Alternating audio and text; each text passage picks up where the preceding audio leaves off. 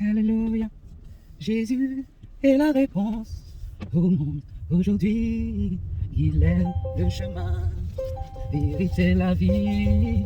Jésus est la réponse au monde aujourd'hui. Il est le chemin, la vérité, la vie. Oh, Jésus est la réponse au monde aujourd'hui. Il est le chemin, la vérité, la vie. Jésus est la réponse au monde aujourd'hui. Il est le chemin, la vérité, la vie. Si tu as des questions qui n'ont point de solution, tu te sens découragé, tu n'es pas en paix, prisonnier de ton passé, tu ne peux pas oublier. Pourtant tu le sais bien, Jésus est le chemin, Jésus est la réponse au monde aujourd'hui. Il est le chemin, la vérité, la vie. Jésus est la réponse au monde aujourd'hui. Il est le chemin, la vérité, la vie. Il est le chemin, la vérité, la vie. Alléluia. Jésus est la réponse du monde aujourd'hui. Il est la réponse. Aux troubles que nous voyons, il est la réponse. Aux troubles que nous voyons, il est la réponse. Aux troubles que nous voyons, Jésus est la réponse. Il est la réponse à toutes nos questions. Il est la réponse à toutes nos interrogations. Il est la réponse. Si tu cherches une réponse, dans quelconque domaine que ce soit, Jésus est la réponse. Jésus, c'est qui? Jésus, c'est le Fils de Dieu. Alléluia. D'aucuns me diraient, comment Dieu peut-il avoir un fils? Mon ami, c'est une grande histoire. Cette histoire, si tu veux, je te la conterai un jour. Mais sache seulement que Jésus est la parole de vie faite chair. Il est la parole de Dieu. Il est Dieu, parole manifestée en chair. La parole avait besoin d'être entendue. La parole avait besoin de s'exprimer et de se faire comprendre. Alors il a fallu à cette parole qu'elle soit revêtue d'un corps, un corps de chair, afin que ce corps de chair puisse communiquer avec les autres humains. Sans ce corps de chair, personne n'aurait pu savoir que Dieu était le Tout-Puissant, le Créateur du ciel et de la terre. Il a fallu que Jésus soit manifesté en chair pour saisir l'amour, la plénitude de l'amour de Dieu. Alléluia. C'est une très longue histoire, une belle histoire et une réalité, mon ami. C'est une réalité, mon ami. Alléluia. Jésus est Dieu, puissamment Dieu, 100% Dieu, 100% humain, 100% homme. Alléluia. Il est la réponse que nous cherchons dans notre vie. Dans ce monde en trouble, l'homme a besoin d'être rassuré, l'homme a besoin d'être encouragé, porté. L'homme a besoin d'entendre la vérité. Et la vérité se trouve en Jésus-Christ. Comment pouvons-nous saisir la vérité? Il y a un manuel puissant qui nous a été laissé afin de saisir la vérité. La vérité peut être communiquée de plusieurs manières. Mais cependant, si tu n'es pas inapte à la lecture, si tu n'es pas illettré, quand bien même aujourd'hui, la technologie nous a facilité la vie parce que nous pouvons entendre la volonté de Dieu en audio. Alléluia.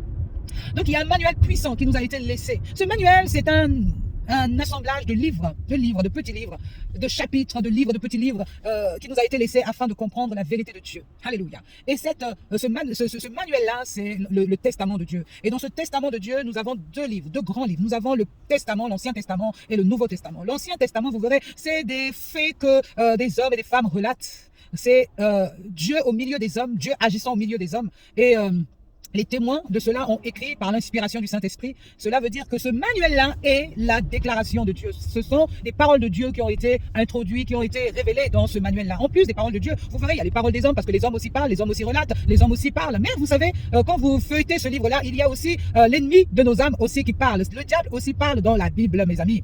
Lorsque, par exemple, Jésus était tenté dans le désert, lorsqu'il est sorti, et après son baptême, il a été, le diable l'a transporté dans le désert pour le tenter. Et là, le diable a parlé. Si tu es fils de Dieu, fais ceci. Si tu es fils de Dieu, adore-moi. Si tu es fils de Dieu, prosterne-toi devant moi. Si tu es fils de Dieu, ordonne. Et voilà. Donc aussi dans ce livre, il y a la parole des hommes, mais il y a aussi la parole du diable. Mais c'est un livre qui est relaté où Dieu parle, où Dieu donne ses instructions, où Dieu révèle qui il est, où Dieu révèle son amour, révèle sa volonté, où Dieu nous montre quel chemin suivre, quel chemin prendre. Donc voilà, mes amis. Ce manuel-là nous permet de connaître qui est Jésus. Que ce soit dans l'Ancien Testament ou le Nouveau Testament, vous verrez, ces deux livres-là parlent d'une seule et même personne, parlent de Jésus-Christ de Nazareth. Lorsqu'on lit l'Ancien Testament et on lit le Nouveau Testament, tout cela se concorde, tout cela, c'est une suite logique. La parole de Dieu ne peut pas se contredire. Elle est la vérité. Et vous savez, dans cette parole-là, Dieu est manifesté. Dieu est manifesté, Dieu manifeste sa présence, Dieu manifeste son amour vis-à-vis des hommes. Mais là, dans l'Ancien Testament, mon ami, Dieu était un père fouettard, il ne blaguait pas avec les gens. Il ne blaguait pas avec la créature qu'il avait faite. Pourquoi? Parce que lorsqu'il a créé, l'homme a désobéi. L'homme désobéissant comme cela devenait insupportable pour Dieu. Parce que, vous savez, quand on dit Dieu est jaloux, c'est une sainte jalousie. Eh oui, il y a une sainte jalousie et une jalousie du diable. Vous savez, la sainte jalousie, c'est comme vous avez un enfant, mon ami. L'enfant là ne peut pas aimer quelqu'un d'autre plus que vous qui l'avez mis au monde. Ça fait désordre. Vous voyez, vous mettez au monde un enfant. Vous lui donnez tout ce dont il a besoin pour croître, pour grandir, pour aller de l'avant. Et imaginez cet enfant-là, après vous dénigre, vous insulte, alors que vous avez tout fait pour lui.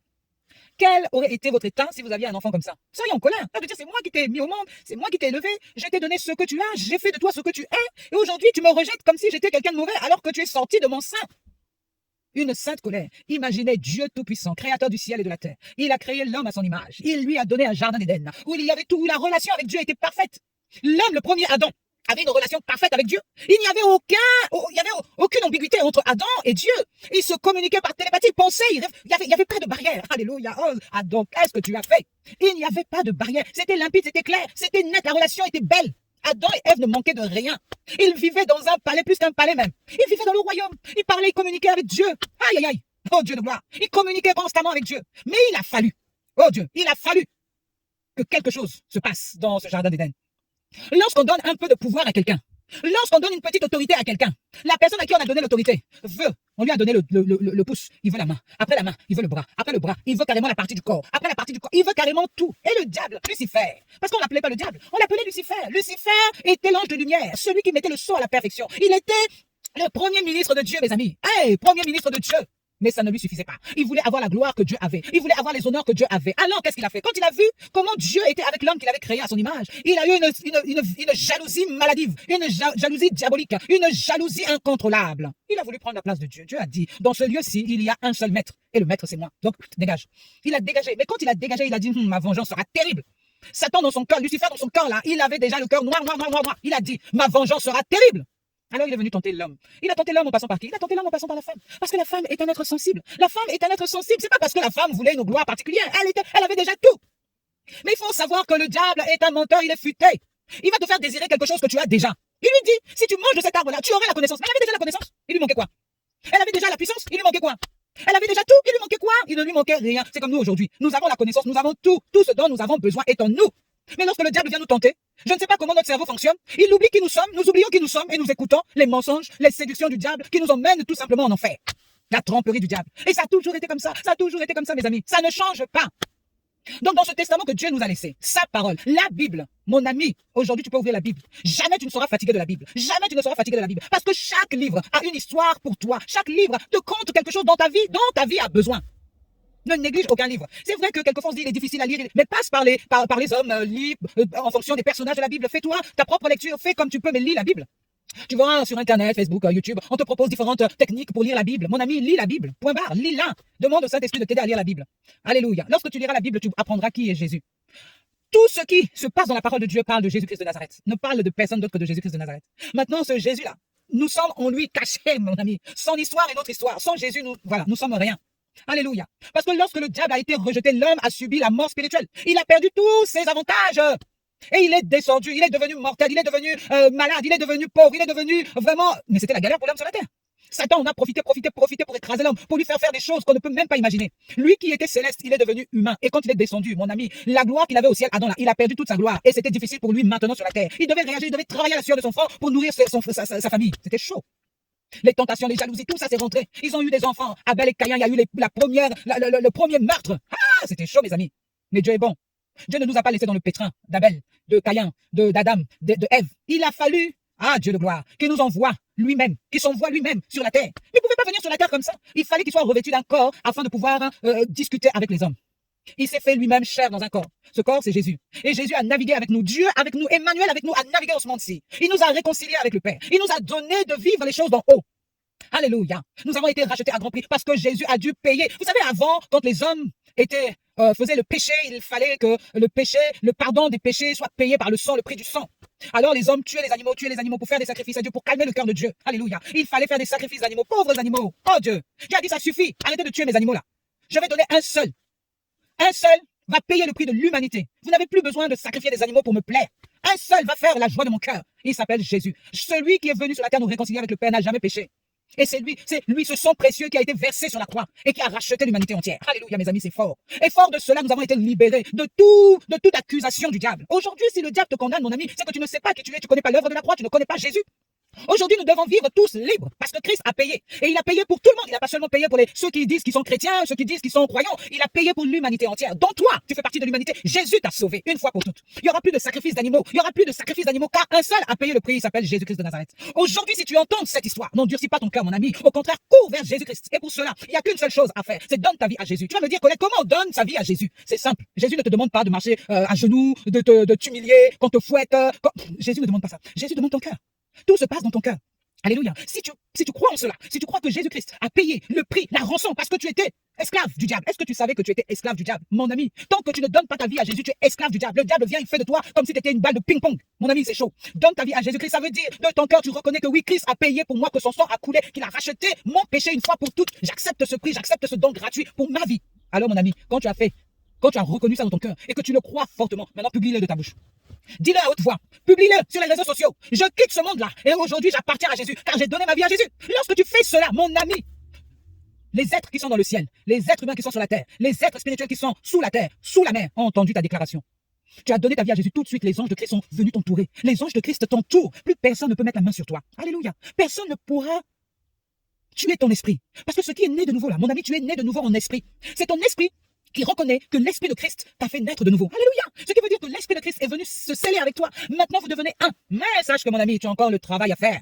Tu as encore du chemin à faire. Et tu sais que quand tu donnes ta vie à Jésus, tu es protégé par le sang de Jésus. Mais il faut que tu le saches. Jésus t'entoure de part et d'autre. Cependant, lorsque un enfant de Dieu né de nouveau ne sait pas qui il est, les anges déchus, c'est-à-dire les amis de Satan, les sorcières, tous ces gens-là, les démons, tout ça là, ils sont pointés devant ta porte parce qu'ils veulent te récupérer. Comme ils veulent te récupérer, ils vont te faire chuter dans ce que tu as toujours aimé faire. Si tu étais rempli d'orgueil, mon ami, c'est là où ton orgueil va être mis à rude épreuve. Si tu étais adultère, mon ami, les femmes de tout genre là vont défiler devant tes yeux. Si tu étais un parieur, mon ami, les jeux là vont tourner autour de ta tête. Si tu étais fumeur, mon ami, la cigarette là va t'attirer plus. Si tu étais. Donc, en fait, tout ce qui était en toi, qui était mal, va être, en fait, mis devant toi, en puissance N fois N, pour que tu chutes et pour que tu tombes. Parce que le péché fait que Dieu ne peut pas, c'est pas que Dieu ne t'aime pas. Dieu n'aime pas ton péché, mais toi, il t'aime. Parce que tu lui as donné ta vie, lui, il t'aime, mais ton péché, il n'aime pas. Donc si tu pêches en étant enfant de Dieu, il y a un temps, il faut que, au fur et à mesure que tu vas écouter la parole de Dieu, au fur et à mesure la parole de Dieu va te libérer de plusieurs péchés. Le péché, c'est des multiples démons qui sont en toi, qui ont pris possession de ton corps, de ton véhicule. Tu vois, moi, je suis dans la voiture. Tu vois, moi, là où tu vois, imagine, moi, je suis esprit. L'esprit là est dans un corps qu'on appelle la voiture. Alors imagine, regarde l'espace de ma voiture. Regarde tout l'espace qu'il y a derrière, devant, sur les côtés.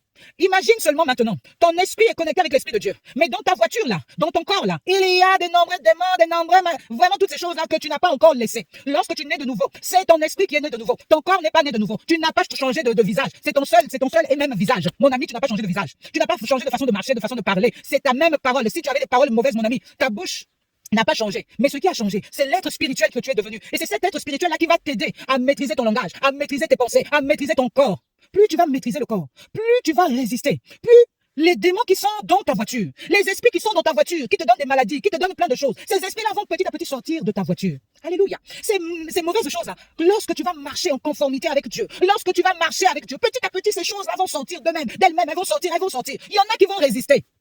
Il y en a qui vont te faire souffrir. Il y en a qui vont résister à fond les manettes. Mon ami, c'est ça la marche de la vie. Et c'est ça que quand Jésus dit résistez au diable et il fuira loin de vous. Ça veut dire que ça là, tu sais que la masturbation là, oh là là là là là, tu peux pas t'en passer. T'es mal là, mon ami, ça va être chaud pour toi. Mais si tu résistes, tu auras la victoire. Si tu dis non, je ne le ferai pas, tu auras la victoire. Au début, ça va être difficile. Mais plus tu vas résister, plus tu n'auras plus envie, plus cette envie va sécher. C'est comme si tu donnes à manger à quelqu'un. La personne te demande à manger, tu lui donnes. La personne te demande à manger, tu lui donnes. La personne te demande à manger, tu lui donnes. Mais le jour où tu dis non, moi je te donne plus à manger. Tu vas rester là comme ça, tu vas pas manger, je te donne pas à manger. Laisse-moi une semaine, un mois, 2 mois. Tu vas voir la personne va maigrir. C'est exactement la même chose. Plus tu vas résister contre cette envie là, plus l'envie là va sécher au nom de Jésus. Mon ami, il n'y a pas différentes manières de chasser les démons dans ton corps. Il y a la résistance. Maintenant, il y a des gens qui n'arrivent pas à résister, c'est trop dur la résistance. Dieu a mis des gens qui délivrent. Eh oui, qui ont l'onction de la délivrance. Jésus, quand il était sur la terre, il a délivré, n'est-ce pas? Jésus, quand il a vu les démoniaques dans les corps, il les a chassés. Il y en a un qui avait au moins légion de démons. Mon ami, une voiture avec légion. Tu sais, légion, ça veut dire quoi? Beaucoup. Ah là là. Mais au nom de Jésus, quand ils ont vu Jésus, les démons là ont détaillé, ils ont dégagé du corps. Ça veut dire que Jésus nous a montré que nous pouvons et nous devons, lorsque nous n'arrivons pas à résister, c'est que ce démon là, tu peux faire des jeûnes, des prières. Mon ami, tu peux jeûner, tu peux prier. Le démon là t'attend à la porte. Parce que tu ne vas pas jeûner, prier pendant X temps. Ok, il y a un moment où tu vas arrêter de jeûner et tu vas revenir à la vie normale. Parce qu'on est au temps où cette vie-là, il faut aller travailler, il faut gagner l'argent. Et donc, à un moment, il faudra bien sortir de ton jeûne, il faudra bien sortir de tes prières pour aller travailler. Et là, les esprits mauvais là vont revenir en force. Mon ami, quelquefois, nous avons besoin d'une tierce personne pour nous aider à sortir de là. Parce qu'effectivement, ils ont l'autorité pour chasser les démons, chasser toutes ces choses-là. Donc, là où tu es là maintenant placé, il y a une seule chose à faire. C'est accepter Jésus-Christ comme Seigneur et Sauveur de ta vie. Tu le publies. Que les cieux, les êtres célestes entendent. Que les anges entendent. Que les démons entendent. Que les êtres sur la terre entendent. Que les êtres sous la mer, sous la terre entendent que tu as changé de camp. Que tu as changé d'adresse. Ton adresse, ce n'est plus l'adresse de l'impudicité. Ton adresse, ce n'est plus l'adresse des boîtes de nuit. Ton adresse, ce n'est plus l'adresse des tabacs. Ton adresse, ce n'est plus l'adresse de l'alcoolisme. Non, mon ami. Dis que j'ai changé d'adresse. Ça veut dire que petit à petit, je suis en train de me nettoyer. Parce que depuis des années, j'ai accumulé. Vous savez, pour accumuler, c'est facile, hein. Mais pour après, nettoyer, c'est dur.